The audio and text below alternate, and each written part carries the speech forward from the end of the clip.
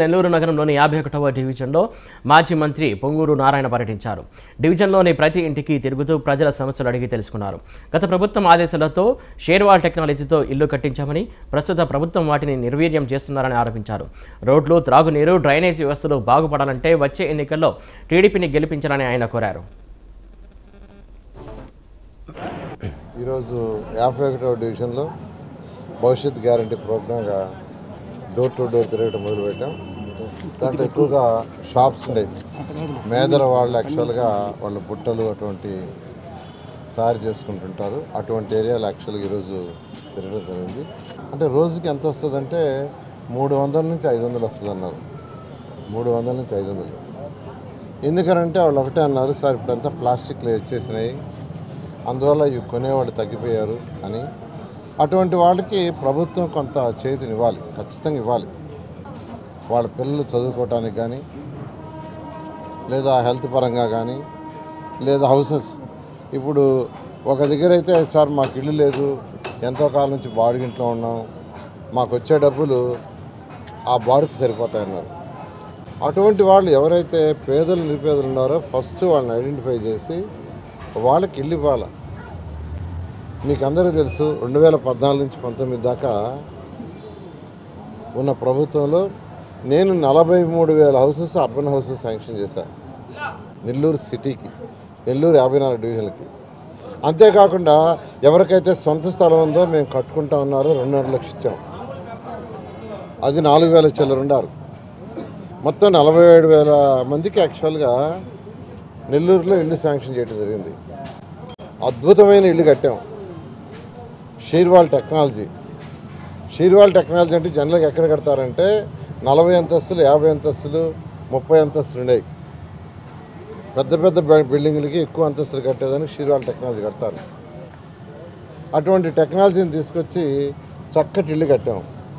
నిజం చెప్పాలంటే ఆ రోజు నాకు చంద్రబాబు నాయుడు తెలుగుదేశం పార్టీ అధినేత, మాజీ ముఖ్యమంత్రి చెప్పింది ఏంటంటే, నారాయణ ఒక్కటే, ప్రతి మహిళ తన భర్తతో పిల్లలతో ఆనందంగా ఇంట్లో ఉండేలాంటి ఇల్లు కట్టుకున్నారు. ఆయన చెప్పింది ఒకటే. బడ్జెట్ కూడా చెప్పలా, ఎంత ఖర్చు అవుద్ది ఎంత కూడా చెప్పలా. నాకు ఫ్రీడమ్ వదిలేశారు. ఇల్లు అనేది వాళ్ళ కళ, ఒక స్వప్నం అని.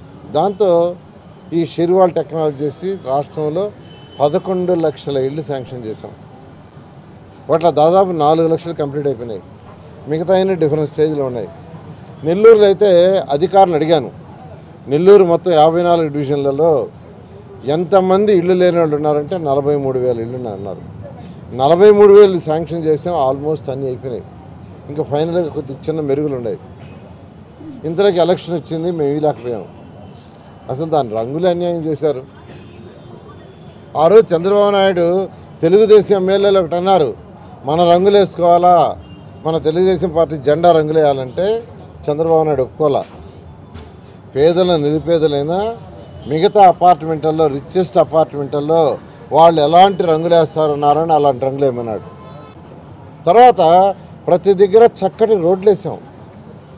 End to end roads. అక్కడ కూడా end to end roads, underground sewerage. తర్వాత పార్క్. అక్కడ ఉండే పిల్లల యొక్క ఆనందంగా ఉండాలి, పెద్దవాళ్ళు ఆనందంగా ఉండాలంటే సాయంకాలం కానీ మార్నింగ్ కానీ వాళ్ళకు కూడా పార్కులు ఉండాలని మన జనార్దన్ రెడ్డి కాలనీలో 1 కోటి రూపాయలు ఖర్చు పెట్టి కంప్లీట్ చేసాం. ఇలా తెలుగుదేశం ప్రభుత్వంలో ఒకటే చంద్రబాబు నాయుడు చెప్పింది, ప్రతి మహిళ తన భర్తతో పిల్లలతో ఆనందంగా ఉండాలి, వాళ్ళ కళ నెరవేరాలని చేసాం. కానీ నాయకులు అన్యాయం చేశారు. ఉన్న ఇళ్ళన్నీ ఇవ్వలేదు, సగం అట్నే వదిలేశారు. ఖచ్చితంగా 2024 తెలుగుదేశం ప్రభుత్వం వస్తుంది. ఎవరికైతే ఇల్లు లేదో ప్రతి ఒక్కరికి ఇల్లు ఇస్తాను. దాంట్లో అసలు ఎటువంటి డౌట్ పడలేదు.